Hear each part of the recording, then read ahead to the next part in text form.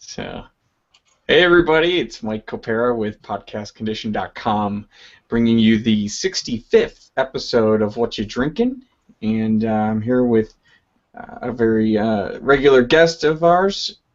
My iPad is telling me that the event is starting. Dan, how you doing, Dan? Pretty good. How's it going? I'm excited. I'm really excited for tonight's beer. It's usually pretty dangerous because barrel-aged beers can tend to be a little higher in alcohol, but that's what we're doing this week.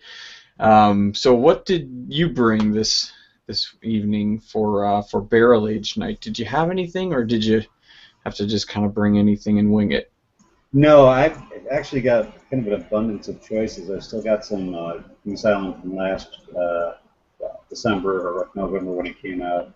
I think I still have a KDS or two. But what I brought was something from Pig Mines. This is the one bottle, their first and only, as far as I know, one of the bottled beers that they do.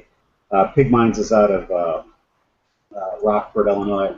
This is Cold in the D, barrel-aged. It's a Baltic porter. They call it a strong Baltic porter. Barrel-aged Cold in the D is a strong Baltic porter aged 10 months in bourbon barrels, then bottled in 3 variants: coffee, vanilla, and chaseberry. This is the vanilla. And sounds good. Yeah, I mean, I had the coffee already. That was okay. I poured it. It does not have a lot of head to it. It kind of pours. It gives you a kind of a thin ring, or not a ring, but a thin kind of top off of the head, and then kind of fizzles down to this ring that you see now. It doesn't have a powerful smell to it either. You smell a little bit of the bourbon poking out, but other than that, it's not an overpowering nose. It's pretty mild.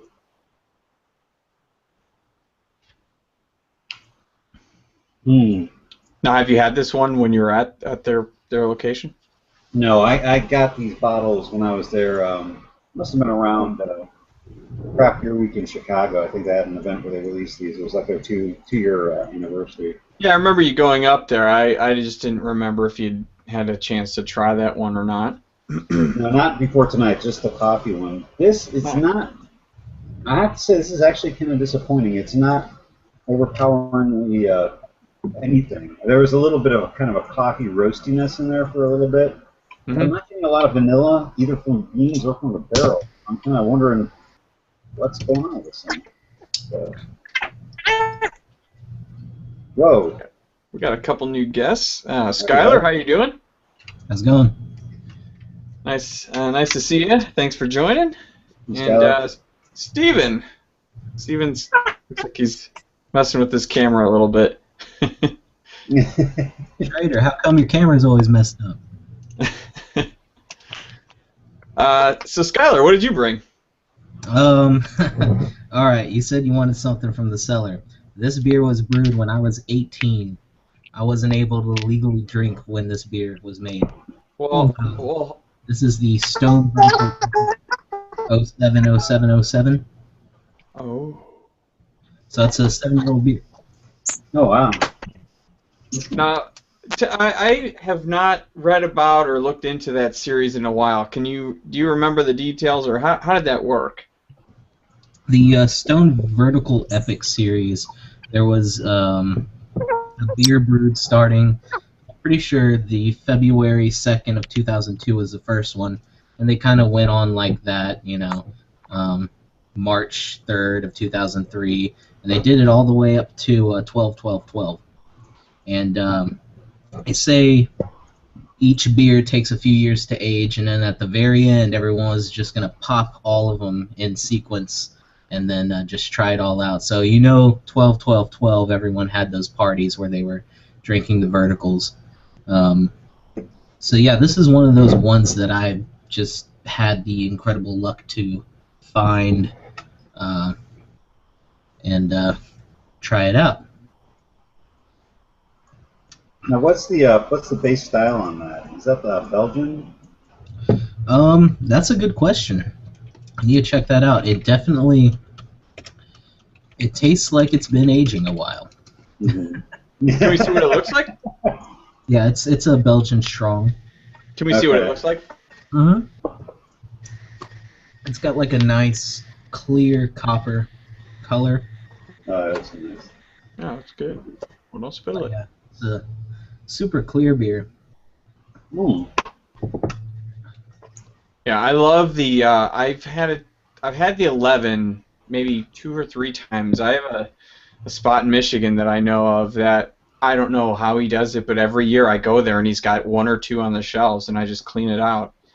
Um, and those are darker. Those are more like a stout or a porter, I think, if I'm not mistaken. Hmm. That one looks good. So how long have you had that? I've only had it a couple years, but like I said, it was released on 7/7/07, so Mm. I thought it was cool because it's been 7 years now. Might as well crack it open.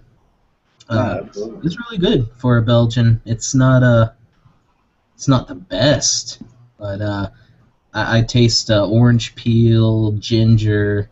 Um, there might be some coriander in there. It's really well spiced. Mm. Sounds good. That's awesome, man. Well, thanks for sharing that with us. It's a nice thing to pop out of the cellar. Yep. So, Steven, thanks for joining. How you doing today? Can you hear us? Good. Oh, it's kind of hard to hear you. Your phone is messed up. Yeah. No, we can't hear you. No. Okay, well, while he's getting things, he's on, I don't know if he was muted or not either, but, so I busted something else out of the cellar as well. It's also barrel-aged, but this is basically the head that it came out with, too. It's just not super carbonated or anything, but this is the Founders KBS, Mm. Oh, nice. and this is my 2012 version that I just took out. So I'm very excited for this. I've been smelling it. I have not tasted it yet because I wanted to do it when it was my turn. But this one is it's an 11.2% ABV. It's usually coming out in the April months, if I'm not mistaken. Actually, their website says April. Let's see. It's an imperial stout brewed with massive amount of coffee and chocolate, and then cave aged in oak bourbon barrels for an entire year to make sure wonderful bourbon undertones come through in the finish. So I smell the bourbon, and I really smell the coffee, which is weird because that's usually one of the things that kind of dies off. I always thought in these kind of beers, but I definitely smell it. And God, it's been a little bit since I've had this. How long did you say it's been aging for? Oh my God. Oh my God, it's so good. This is a 2012, so it's about Okay. 2 years, but it ages for a year. So they barreled this 3 years ago, and it's been bottled for 2. Nice. It is. Give this to- Yeah, the after I've had one sip, the bourbon smell comes out big time. Man, this is really good. I've got a 13 and a 14 still, but I can't remember if I think I sent one to Brandon this year when I got the 14s, and I don't know if he's had it yet or not. But man, this is a good one to age. I've actually kept this one in the fridge the whole time since I've had it, so I've heard that can sometimes make a difference whether it's been cellared at room temperature or refrigerated. Do you guys have any opinions on that one way or another? Well, as far as cellaring is concerned, you can age a beer both ways. You can do it room temperature, slightly cool, or cellar temperature, or you can do it in the fridge. Really, there is no wrong way. If you do it in the fridge, it's going to take longer for those flavors to meld together because you're kind of sticking the yeast in kind of a very slow-moving state. So if you keep it right between warm and cool somewhere around 55 degrees. I think is the sweet spot. You're able to get those yeast active and kind of processing and aging and gathering up all that flavor. Uh, yeah, that's the best way to do it. A little bit warmer, I think it would age faster. Hmm. Yeah, I Um, mean, I've done it kind of all three ways in a weird way, and sometimes with the same beer. Like Thomas Hardy's, I started out where I didn't have a fridge, so I kind of kept it in the basement at a certain temperature was probably not optimal, and I probably had to go to a regular fridge for a while, and then I was in what the fridge is in now, which is close to solid temperature, but probably a little cooler. And I mean, there's a lot of debate about people saying you don't want it at this temperature or that temperature. I think it's a bunch of bogus. It's really, like Skylar said, it's about what speed things are going to develop at. And sometimes it's nice to slow it down because then you can hang on to it for longer. And I think that if you do let it go longer like that, it develops flavors in a different way than if you kind of compress the time by keeping it at warmer temperatures. So I would say middle, like Skylar said, middle of the road temperatures are probably ideal because then you're getting the best of both worlds. And not every beer is great for aging. It's usually the really high gravity, high alcohol content beers that'll last for a long time. IPAs usually want to drink those fresh. There are certain uh, exceptions to that rule, 120-minute things like that. But I do wonder if anyone's like done an experiment where they've aged the same beer bottled on the same date in different temperatures. I'll have to look that up. That's a good I've question. heard podcasts that have done it. There's one here in Chicago called Beer Download, and I Mhm. forget which. I think it was Bourbon County, and he had one that was refrigerated the whole time, and one that was room temperature. And he said that he could tell the difference, and that he preferred the room temperature. So that sounds like what you guys are saying is pretty accurate. But I mean, I assume that it would make a little bit of a difference. I just didn't think it would be significant, but we'll see. I've got my 13's in the fridge, and my 14 is in the shelf. Um, so we'll see. Now I know, Dan, you've got a lot of the Thomas Hardys. Now what's your oldest beer? Would you consider that to be the oldest beer that you've got in your cellar, or do you have anything? Do you guys have anything that's like maybe a decade old, or what do you guys have?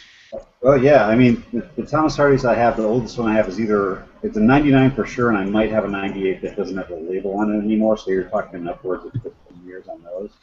I Wow. actually, by some miracle, a while ago, so this is like 10, 15 years ago, I got a bottle of the 68, the original vintage, and it's a long story behind that. I won't go into that. And that was a funny thing, because I cracked that open when I was 35, and which is about 10 years past when they say to crack it open. I think they say it will guaranteed to age gracefully for 25 years. Um, and it was a musty son of a gun. I mean, it really tasted like you were drinking a little bit of cellar with the beer for about a half an hour. And I was about to pour it out. I had one more sip because I hadn't touched it for a while. And oh my God, the funk had finally cleared after that half hour. For the little bit that I had left, I was like, okay, I get it now. But Nice. yeah, I mean, it's one of those things where that's, I think, probably the biggest thing that you have to keep in mind whenever you're selling anything. It could be wine, it could be beer, or whatever. Is that these things have a very sketchy sort of life to them once they get past a certain age, simply because you just don't know what's going to happen, and they can turn in a second. And sometimes they can actually turn and then come back, and then turn again, and then come back again, simply because of the phase that they're at when they happen to be aging. Yeah. So yeah, it's kind of a weird show that this aging stuff does to your beer. But So, Steven, have you gotten the microphone working, and are you up and running yet? oh, no, it's still not working. You kind of sound like an angry chipmunk there. I kind of enjoy it a little bit. Oh man, the digitization. Well, at least That hopefully you can at least hear us. I feel bad. sucks. So what's the oldest thing you've got in your cellar, Skylar? The oldest thing I have now, because this was the oldest thing, uh, the other oldest thing I have was given to me by AJ. Um, he gave me a 2008 Bigfoot, and so Ooh. kind of holding on to that. Probably most of the ones that I'm aging are really big barley wines. Um, and I'd like to at least age barley wine for 3 or 4 years. Mhm. I'll definitely Nice. drink one just right then and there to see how it is, because there are some barley wines where it's like there's no way. It's too sweet and sickly, and you know it needs some age. But there are some barley wines out there that I think they actually age it a little bit before they sell it at the store, and it comes out really nice. I forgot which one I had recently that was like that. Is it Hmm. the Mirror by any chance? Because that was pretty nice right out of the Mirror, bottle. Mirror, I've really been wanting, but that price tag is just shocking. Yeah, it's a Yeah, I little steep. know. I think they're selling it here for like $27 for a bottle. That much? Wow, we're Whoa. not seeing that here. We're 17, right? Yeah, Really? something like that. Yeah. Oh man, no, we're No, I've wait. I'll get your address later. I think I can get some more because they just came out with a second run of it. And if it's still at like $15.99, $16.99 a bottle, there's no reason you can't get a bottle or two. that was kind of surprising, but here in Texas, sometimes beers like that it can be difficult to get your hands on. Yeah. So, I was I was listening to a podcast today, and somebody was on a brewery website while they were recording, and they made a mention of um, when they were like, those things where they ask you if you're over 21 or not before they let you on their site. Mm-hmm. Sometimes it just says click here, yes or no. Sometimes it makes you punch in a date. I found that the larger breweries, like, I don't know, Goose Island or I don't remember if I checked. Did I check Lagunitas? No.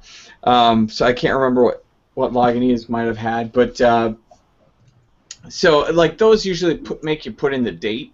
Whereas the yes or no people, they start. I've noticed, and they mentioned it on this one brewery, and then all of a sudden I was like, I'm going to check this out, and I'm going to test this out with some other breweries. When you say no, they'll do a redirect, and they'll send you to another website sometimes, and other times they'll have a little note on their own page. Saying something, they'll recommend something or whatever.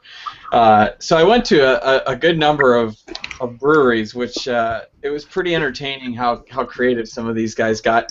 So I checked out both Founders and Russian River. They did the same thing. It was weird. They just redirected you to Google. Mm. But some of these were pretty entertaining. The brewery out in California, when you say no, that you are not 21 on their website, it redirects you to gotchocolatemilk.com. Let's see, Revolution here in Chicago, if you say no, they send you to sesamestreet.com. Nice.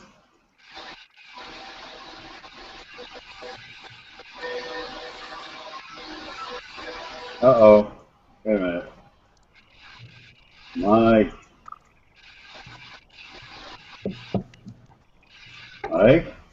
He froze. Am I the only one who's seen him freezing, or? All right, while he's quiet, can you hear me? Yeah! We can hear you now. That's awesome. Woohoo! Change devices. That's right. It's a bandwidth issue. We can only have 3 people on the show at a time. Well, I just swapped from my S4 to my Nexus 7, and now I'm working. Nice. All right. Uh-oh. The question is, we're transmitting or not, or if Mike can even hear. Hold on, I'm going to try to type Mike and see if he's still there. Go ahead and talk. I'm not yelling. I'm going to close the door and close your door. people. The internet. You have children, don't you? I have a small one, yes. Yay! I've got two, so I know how that goes. Hello! If I say beer, she goes, okay. She's like, whatever. Yeah, that's right. But you know Skylar. You've seen Skylar before. Oh, there's that. Okay. All right. Now There's we have frozen Mike and unfrozen Mike. Man, this is all kinds of This screwed way up. you could actually kind of talk to yourself on the bottom screen. Can you guys hear me? Yeah. Yeah. Oh, okay. And Yeah, I don't know you're what- Stefan now too. Or Steven. As soon as you froze up, Steven. Steven was able to talk. Yeah. Oh, so Problem solved. I can't even. Oh man. There's like some apps I can't even get this shit to work. Anyways, looks like my other self was lost, so that's good. Yeah, he just left. All right, He's a jerk anyway. here we go. Yeah, I I think can we can hear see it. Steven. Yeah. It's the only person you want here is Skylar. Hi, Skylar. This is the wife.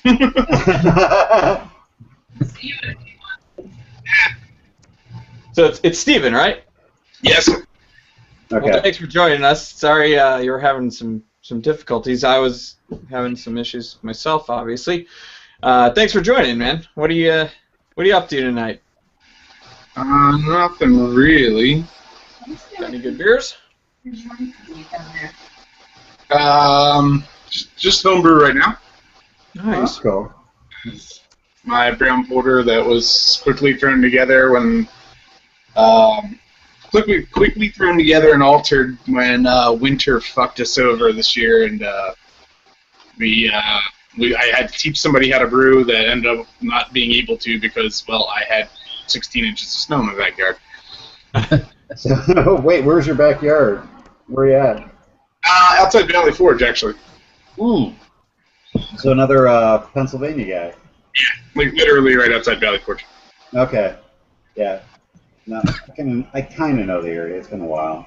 I had grandparents in Philly, so in the German town. Yeah, based in the area. Nice. So, Thanks for joining, man. I appreciate it.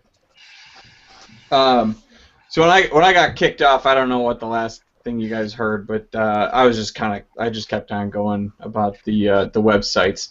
But the spinning taco at Salamoth was funny, and then the other thing that got me was Three Floyds. When you go to their website and you click no that you're not 21, it sends you to this page with a puppy just licking like the inside of your monitor, so it's like a puppy's trapped in your glass and trying to get out.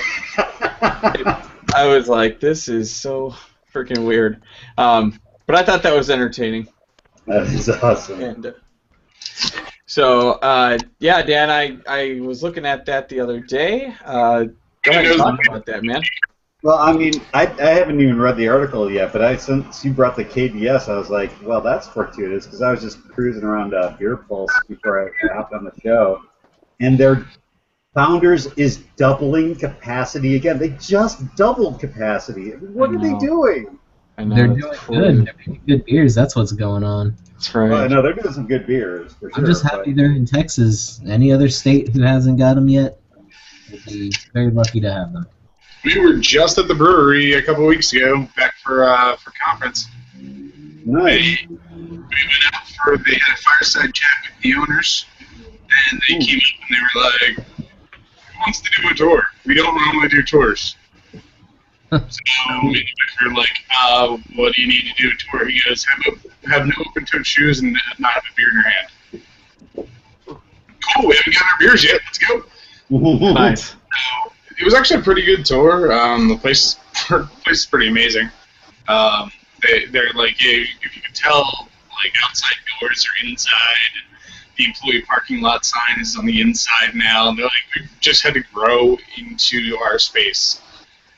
So they've basically organically been expanding, and now they're even getting bigger. And no matter how hard you ask, they will not let you wear the front or the Well, Well, did they give you any indication of where they were going to go from here in terms of the space? Because I swear, that they had a big footprint. They didn't tell anything. They didn't say anything about that to us actually. While we were there. Okay. Because I mean, they're going to have to go up pretty soon. They have already, to be honest with you. Because we were there in January, and they did. I mean, there's actually a video on their YouTube channel you can watch where they had a camera on across the street on the top of the roof of a building, looking at Founders, and you get to watch in fast-paced time sped up the whole construction of it, and they went wide and up, and it was really interesting to watch. But yeah, they did something similar when I was there too with my wife, Steve, and we were just kind of like walking towards we were going to go to the pub for lunch, and I was like sneaking pictures. I was kind of sticking my head inside and snapping some photos, and a couple of the brewers were just outside having a cigarette, and they're like, "Hey, you want a tour? We'll take you. Where are you going?" And we're like, "Oh, we're just going to go eat." He goes, "You want to go through the brewery and we'll take you into the dining area?" And we're like, "Yeah." And they took us. They just installed and hadn't even used their canning line yet. But did you see those stacks of cans that they've got just lined all over the place? There's just pallets of them everywhere. Oh, yeah.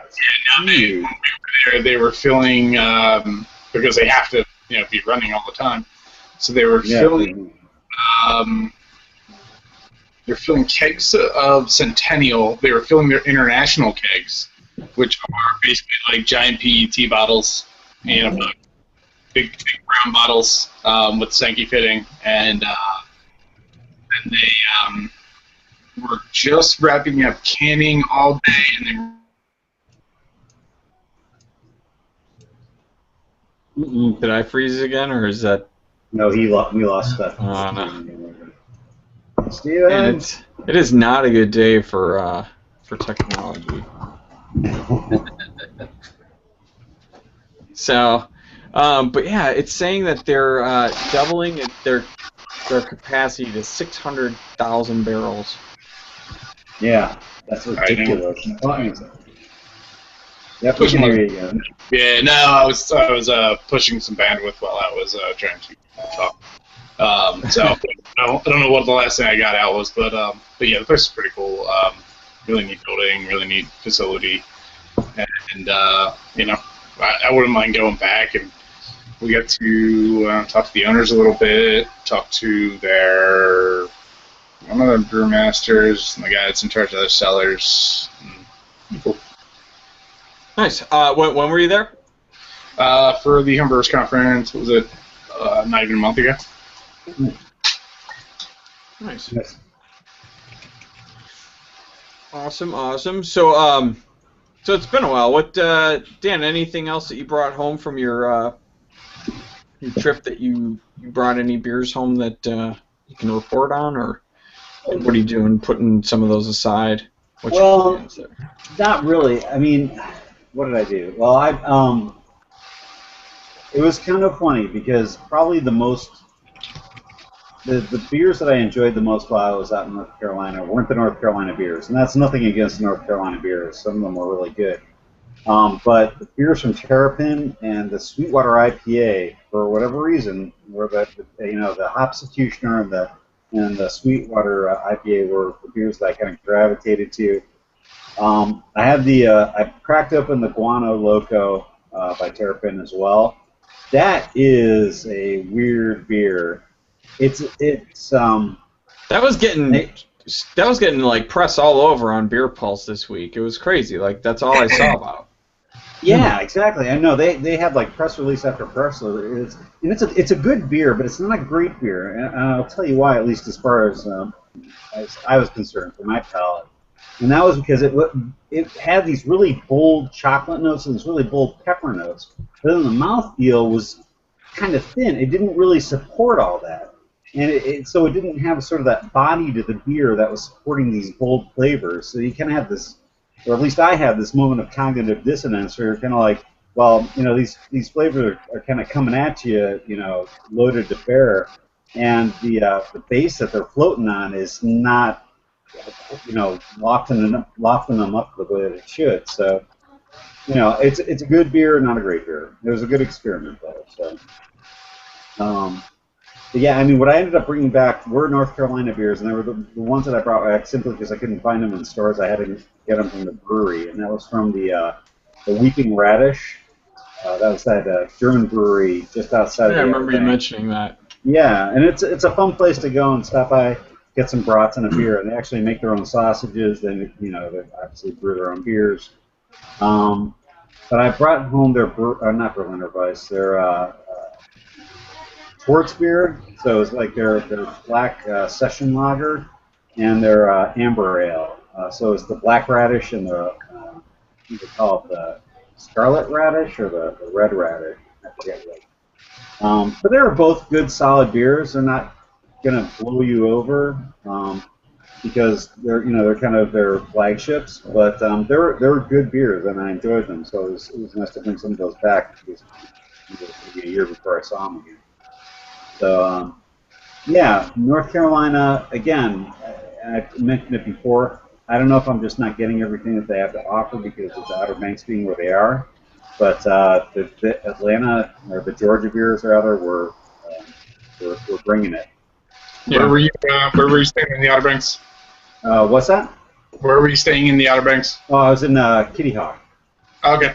I'm gonna actually be down in Ocracoke in 2 weeks and 2 days. Oh, okay. Oh, very cool. Yeah, There's actually a really good bottle shop down there called Zillies. We like that place up. We actually made friends with the owners last year. Nice. No, Nice. actually, there's a nice shop up in Kill Devil Hills called Chips. Actually, Trio is pretty good too on the way in if you want to go there. Chips is at mile marker 6, and Trio I think it's like a 3.5 mile marker 4, something like that. Either one has got some good selections, but I would go with Chips first. We're usually coming in at odd hours because we kind of leave here pretty early. And actually, this year we won't even be going that way. We're going to be coming in through Swan Quarter. Okay. Gotcha.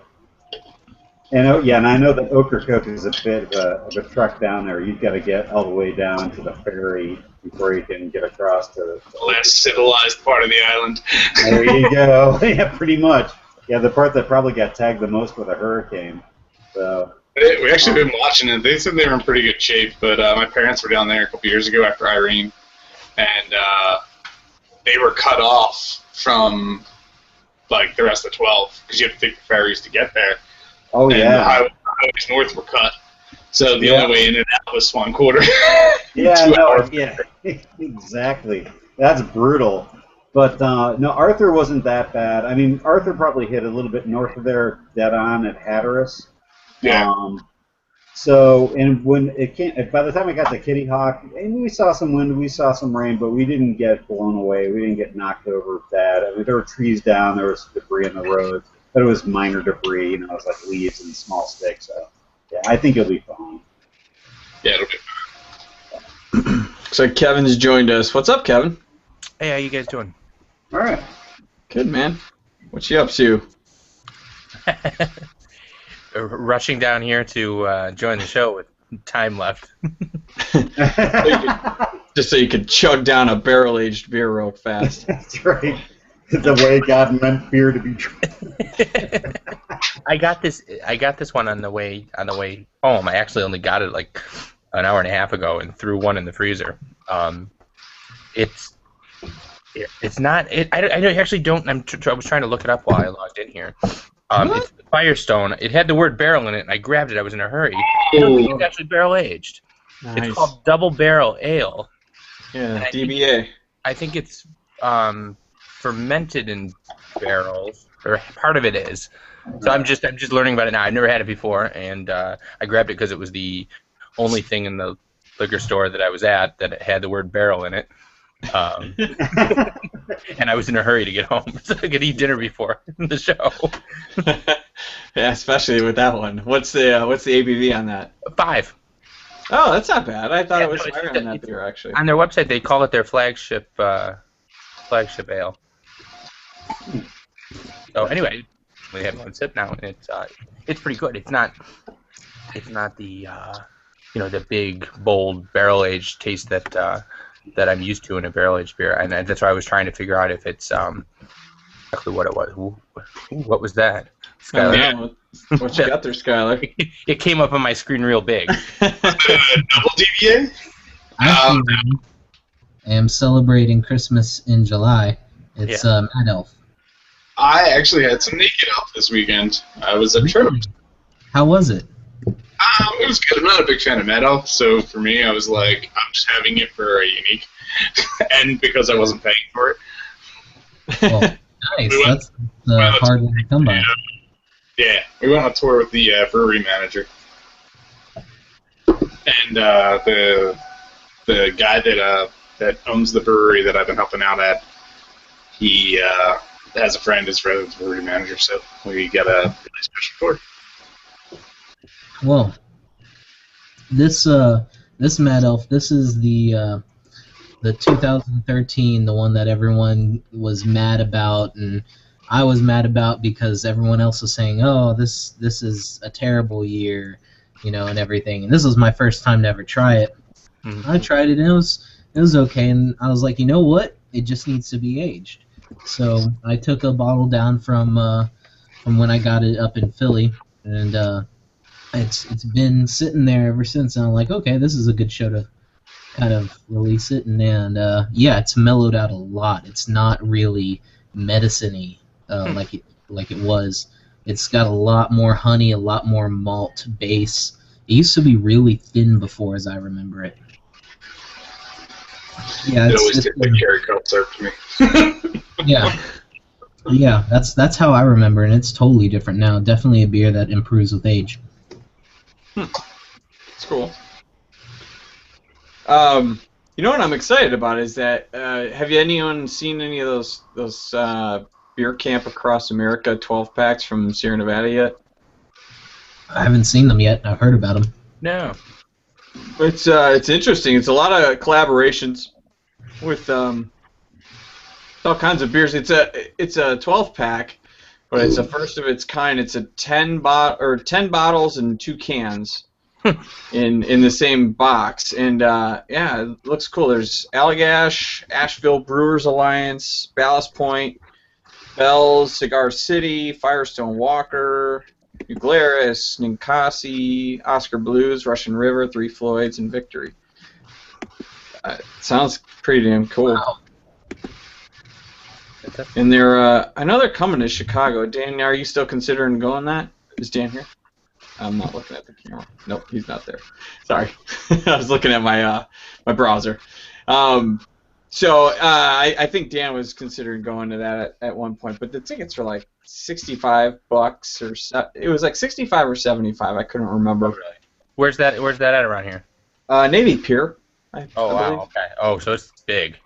Yeah, it's huge. There's a ton of breweries that are scheduled to be there. I don't remember what the number was, but I remember thinking that was pretty. Because I remember Dan looking into that a little bit more. So we'll ask him once he pops his headphones back in. Well, I see that's a week and a half or 2 weeks away. Yeah, it's coming up. So Dan, are you still considering that Sierra Nevada Beers Across America tour? No, it's going to be right around one of my son's birthdays, and it's not going to work out. So, Well, it'd be a nice In a thing. few years. What's that? We'll understand in a few years. Come on. What were the tickets? 65? Sounds right. So we were just talking about the 12 pack that's coming out with all the breweries involved in that Oh, program. yeah. It's a 12 pack with 10 bottles and 2 cans, and it looks pretty good. There's a good lineup, so I'm excited to try that one. What else? Anything else going on? Beer festivals or any events going on that you guys want to mention, or something that you're going to? No, I got the remember when we went to the Two Brothers when it was still called the Hop Juice Fest. That Yeah. must Oh, yeah. I'll have to go to that again sometime because that's I just had a bottle of it's now called Hop Centric. Yeah. But that's a really good one, and I think we went the year before they got the Roundhouse Yeah, out there. that's what they're doing that now. Yeah, yeah, they do basically just their summer festival. Have you been there to the Walter Payton Roundhouse? Yeah, Location? I've been there a couple times, or a handful of times, I guess. And the food is great actually, and the place is the best because it's so huge, and the whole, because it's a roundhouse, the inside is just like all beer garden. Mm. So I recommend it. I got a chance to talk and catch up with Brad, an old friend of some of ours, and when we were doing the podcast edition, he and I would do that on a regular basis, and he just recently told me he was at the new Lagunitas out in here in Chicago, and he said it's unbelievable how huge it is. It's just ginormous, and you get to walk around and go anywhere. You can walk out. There's like bridges for you to go out, grab your beer, and go out on, and you just walk along and watch the beer being made down below, and you just kind of go around and do whatever, just like kind of do your own brewery tour, just from above. Yeah, it sounds amazing. I heard there's a parking lot. Public transportation wise, it's not that great. I think you got to take the pink line. Yeah, that's what, remember we saw that. And then do a little walking too. Is it BYOP? BYB, what? BYOP. It's Lagunitas, right? So bring your own pot. Oh yeah. That's right. Yeah, they haven't had any busts yet, so I don't know. Yeah, I do say that. No, it's cool because I've been to the one in California, and that location, their beer garden is probably one of the coolest little places to chill at because it's California, and it's not too far from Sonoma, so it's wine country, and I remember being out there, and they just have like a big screen, like kind of draping ceiling over everything, so it kind of blocks the sun, so you're just basically out there chilling in the shade, and there's like a live jazz band playing with the stand-up bass and everything. So I'm excited to check this place out and see what they're going to end up doing. I heard we already talked about the fact that they're thinking about doing the East Coast now again, right? Yeah. So, yeah, they're not messing around right now. they're exploding. I actually got two things going. You had mentioned while I was in North Carolina that Brewdogs had put out their Chicago episode.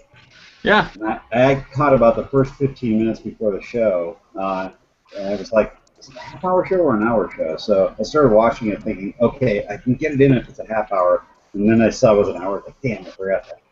So, but it's an interesting show if you're a Chicagoan, because I got as far as the 5 breweries you need to be aware of in Chicago. And I was like, no. No. Well, which one are you disagreeing with then? Well, what was the list? Do you remember? Oh, yeah, I do. The very first one was Peace. That was number 5. Number 4 was Half Acre. Number 3 was Haymarket. Number 2 was Pipeworks. Okay. And then number 1 was, well, I'll guess number 1. What's the number Revolution. Nope. Was it not? It wasn't Revolution? 3 Floyds. Oh yeah, I do remember that. Uh-huh. Oh, are you just whining because it's not Chicago?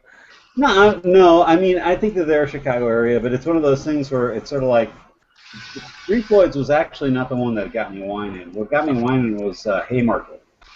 I didn't think Haymarket rated that high. No, that surprises me, but I don't think we've had enough of their beers. First of all, because anything I've had from them is phenomenal, and when you were listing them off, that was the one that jumped out as, oh, I wouldn't have expected that. Yeah. it's a cool place, and I like the beers. I just wouldn't have expected that to be right in the middle of those 5 brewers. The other ones were great. And I'm struggling to think of who I'd put. Oh, Revolution is who I'd put in their place. Definitely. I mean, if they're not, well, first of all, they were like the host of the show. They were the brewery that they. Yeah, oh, they were. right. Oh, Yeah, okay, they never were. mind. Then that doesn't make sense then. Okay. Yeah. But I don't know. I disagree with the order of those for sure. But I kind of really disagree with Three Floyds. It's in Indiana. That's the only thing that bothered me. That's not really Chicago. It's not, and I know that they live in Chicago, if I'm not mistaken. But that's all well and good. But your brewery's in Indiana, so wait for that show. Yeah, I mean, there are too many strikes against it. I mean, I get it because really that part of Indiana is, I mean, Chicago is a funny city in the sense that you have Chicagoland. Yeah. You know. Well, and we were in Indiana, getting off at the West Chicago stop. Yeah. Yeah, exactly. It's funny. The fact that it's Indiana changes it for me. Like if they had something out in the Fox River Valley, I would have been more accepting of that. Yeah, well, I kind of get where they're going with that because that is technically Chicagoland. If you're being a purist about Chicagoland, which is a contradiction of terms about being a purist in Chicagoland, but at the same time, I don't know. It's one of the. But I think the thing that bugged me about it too is that the style of beer that they went for was the perfect green beer at St. Patty's Day, and I was like, really. I almost always hate whatever style they pick because I was gonna say that's a gimmicky part of the show anyway. Yeah, the one that they're airing tonight, I think, is a Vegas beer, and they're trying to brew the most expensive beer in the world, or something like that. Which I just heard there was Moody Tongue just did a truffle beer with it's supposed to be like $120 a bottle now. Come on. So they've got that to beat. Ain't nobody got time for that. That's right. Yeah, that's just stupid gimmick shit. But I don't know. I didn't hate the episode, but I thought it was interesting. I like the science behind it. Once you see more of the episode, you'll see a cool thing that they did to make it a green beer. There's a lot of cool. Yeah, well, it's a lot of cool science involved. They went to like this lab, or it's actually a restaurant that like has all this crazy equipment to extract like the coloring from certain. Basically any foods and different things that they put in there, and it turns it into like just a clear liquid after they've extracted it all out. It was crazy. But yeah, I don't know. I liked and I didn't like that episode. There were little things about it that bothered me, but for it's the hard most to watch some of those shows about your hometown too. It's like, well, they forgot this. I once watched. Did you ever see Anthony Bourdain's show on? I don't know what it's on. It's probably on Travel Channel or Food Network or whatever. And he goes around to different cities and goes to these restaurants and sometimes beer and wine stuff too. But he did Chicago once, and I was like, oh, that's not what I would have expected at all. But that's just because I know it so well. Yeah. But I mean, I always think about that too. Like before they did Chicago, I always thought like, what would they do and would I hate it and what. Because they almost always do whatever is stereotypical of that area. Because what was the one they were in? They were in Philadelphia. They did like they went to the suburbs of Philadelphia. They weren't in Philly. They were in Pennsylvania, but outside of the city. Oh yeah, you're right. Well, that's because they didn't have permits to do it. But I thought that was the most American beer, and I don't know. I just was like, come on, But I kind of expected something, but I didn't know what it was going to be. I was hoping it was more, I don't know, better representative of Chicago. Because that's the thing I hate the most about St. Patrick's Day is the shitty green beer. All the things to pick to represent our city, that's the one you pick. I mean, are we the only city that does that shit? I guess. I don't think anybody else dyes the river. Well, I don't know. No one else does. Who else has the Chicago River to die, man? Well, and those guys. Oh, never mind. I don't even want to rip. I don't want to rip on the but the guys that like were in charge of dyeing the river green on the show, they looked like assholes, and they made like people from Chicago looking like assholes. I don't know. Well, they probably were assholes. They were. They really were. No, but I don't want to keep hashing on it because I did like it, but there were things that I didn't like about it. That's funny. The other thing I was reading about is that New Glarus was pulling some of this Berliner Weiss that I guess a lot of the public perception was that it was overcarbonated. Oh yeah. And yeah, there's like 50 cases of the Thumbprint series release. Oh man, their Thumbprint series has been hit and miss, man. I didn't realize it was that much of a miss. Yeah.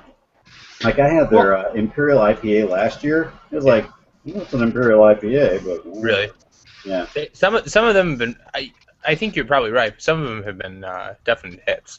Yeah. I'm thinking of the wild sour one was one of my favorites.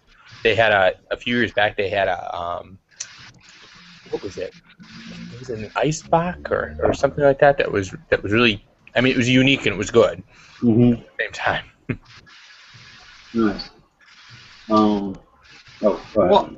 Well, this one they say, and it's weird because they still stand by the beer, even though they took it off the shelves. They're saying that it's no different than the version that they released last year, last summer, and that it's a Berliner Weiss that was carbonated to the level common for the style in Germany, but just much higher than most American Berliners. So I just thought it was kind of like, you know, if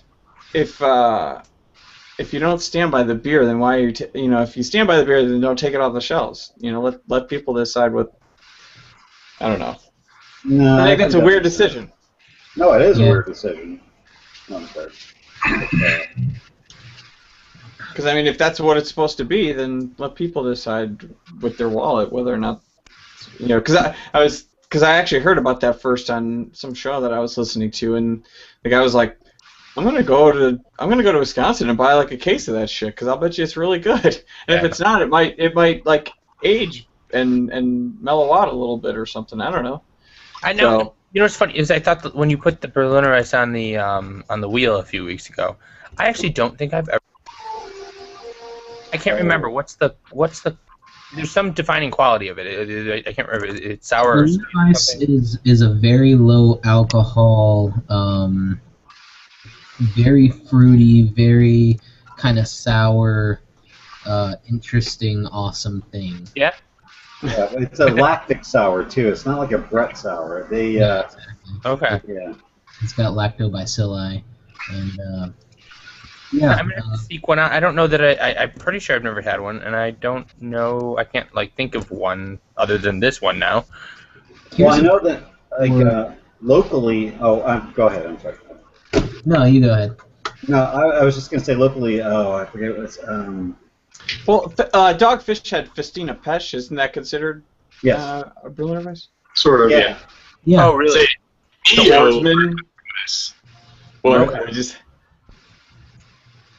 Well, it's not because they put the fruit flavor in it up front. It's a little higher alcohol, too. I think it's like 5. Oh, really? Okay. Most Berliners just like under 4. Yeah, it's 4.5. Interesting. It's been kind of a popular style lately. It used to be one of those really out there styles that no one really. Because all the kids are making session beers. Yeah, Three Floyds. Oh boy, the D Skull. That's the I haven't Three had Floyds version of that. Oh, I don't think I've never even heard of that. I've heard of it. I just never had it. I thought we had talked about that beer a long time ago. Yeah, I must have missed that one. And this has gotten nothing but bourbon on it now. It's Really? Oh yeah, I Yeah. never heard what you have. This is the KBS. Oh, 2000, that's right. You texted me. 2012. Oh, cool. Yeah, it's just nothing on the smell but bourbon. It's crazy. All right, it's good. But we are probably about 5 minutes away from ending the show, so maybe we should update the wheel and make some decisions for next week. Actually, I don't know if we're going to have a show next week. I'm Yeah. gonna have to make a game time decision because I forgot Oh, I'm you're gonna up be in Michigan? Yeah. Yeah. Um, You're up where they don't have internet, probably, right? no, actually, we're only gonna be about a 6-minute drive from Greenbush, Oh, that's right. That's right. so we're not gonna be up until in the northern Michigan until September. Oh, okay. So I'm going to be right near Greenbush, so I'm happy about that. Nice. But I don't know, just because we have a pretty packed house, and I don't know if I'll have a room to go to or anything like that. Yeah. So we'll see. I'll either I'll make a decision that day, and you'll see a post some way or another. So, but for the next time we have decided to do a show, the wheel currently has. Let's take off the barrel aged that we're doing here. So we've got Belgians, we got a wild card, a collaboration, state of Washington, anything 10% or higher, any IPA, an IPA with Cascade, anything cellared, anything canned, a malt liquor for Brandon, saison, blended beers if you want to mix up some stuff, smoked, cream ale, anything from New York, a Berliner Weiss, a Kolsch, a spiced beer, and a Hefeweizen. Do we want to add anything? Yeah, that's a lot of beers right there. That's good. That's what everyone says every week. I just disagree. I like adding them. All right, so I'll take it off of the stand here.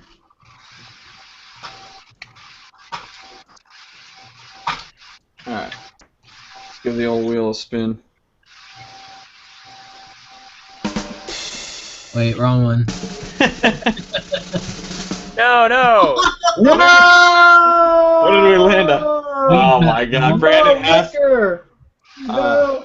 Do we really do this? Brandon's not even here. Is he even Brandon's going not to here. join us? You roll again. I Alright, did. alright. I think that's the lost episode right there. Yeah. All right, we're gonna respin this. And they eat from all liquors. All right, drum roll. Craft malt liquor. For $2. I've only had one. Cellared.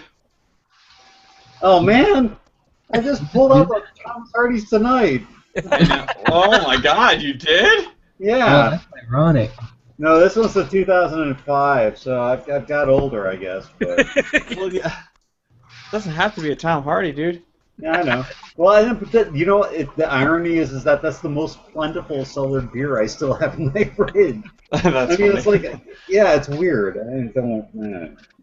So No, that might- but it's funny because 2014 will be now the second most populous cellared beer that I have in my fridge because I stopped, not collecting, I don't know if that's the right word, but I stopped stocking up on this until this year, and I was like, that looks good. That looks good. Oh, that's cool. And then so I started building that up, and I was like, I can't spend any more money. There's like, whoa, dude. Hey, I have a question. Do you guys know, does Goose Island do the Pepe Nero anymore? Yeah. Yes. They do still. Okay. yeah, I came. year round. But I've seen it recently. Okay, because I haven't seen it in a while, and then all of a sudden, I just recently this past weekend, I came across a 2012 bottle. Oh, okay. So I picked it up. It was not That's nice. expensive, so I was like, but I haven't seen it in forever, so I was just wondering if Maybe they. they only maybe it's maybe they do it seasonally. Because it's just been a few months since I've seen it, but I've Okay. seen it recently. You know what's Okay. funny though is that there's this barrel-aged stout that came out of California that has been sitting on liquor store shelves for like 2 years now, at least locally. I forget what the brewer was, but they were one of the first to come out as one of those premium beers at like $30 a bottle, and so no one bought it, and so it's just been sitting there. And I'm wondering, it's like at some point, do I spring for this? Because now it's like 4 years old, you know. Did I tell you a couple months ago when I was in Indianapolis, I came across just sitting there on the shelf was like a Matilda from 2011. Nice. But Nice. it was like in a gas station, and it was dusty, and it might have been sitting in the sun. I was like, I'm not even gonna bother with this. I have no idea what I'm doing for the last. Gas station? That's crazy. That is. Yeah, this story I found in Des Plaines is pretty He awesome. sold it cheap, and it turned out the best beer the guy ever had. What? I'm sorry, Oh, I missed I what you couldn't. I said, little do you know, some dude just came in and bought it. The owner sold it to him cheap because it was old. Yeah. That's I wouldn't how be I surprised. No, that's how I stocked up on the original Thomas Hardy's. Oh, is that I right? went in and I was kind of searching around because this was the early days, well, not early days of internet, but it was early enough that the beer distributors didn't have a lot of information out there, and the brewers and stuff. So Phoenix Distributing in the United States was distributing Thomas Hardy's from England at the time, and they would give you store numbers to call saying they stock our products. And so I called up everywhere in Chicago, and they'd sold out completely. So I started calling up in the Milwaukee area because my parents-in-law lived up there. And that's where my wife is from. And it turned out that they couldn't move the stuff. Huh. So I went up there in '99, and I was like asking for a discount price on the case. Because it's sort of like, you're selling it in mass, guys. Can you knock a couple of dollars off?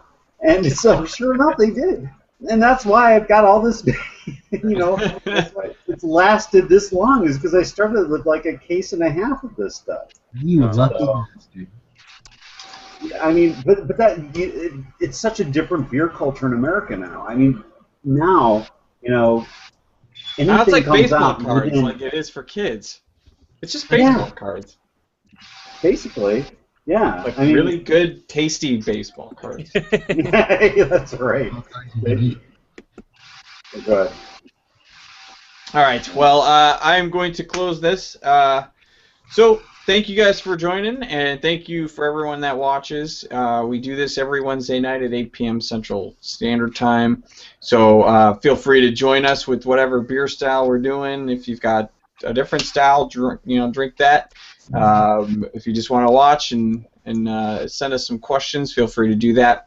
Follow us on Twitter at Podcast Co. Join us on YouTube, Facebook. We have a blog at podcastcondition.com where we're going to be posting pretty much every new episode. So subscribe to us on YouTube as well. You'll get an update every time we upload a new video. So thank you guys for watching, and I'm going to enjoy the rest of this until I got to go to bed and go to work tomorrow. So I'm going to enjoy this. Cheers, guys. Thanks again. Cheers. Cheers.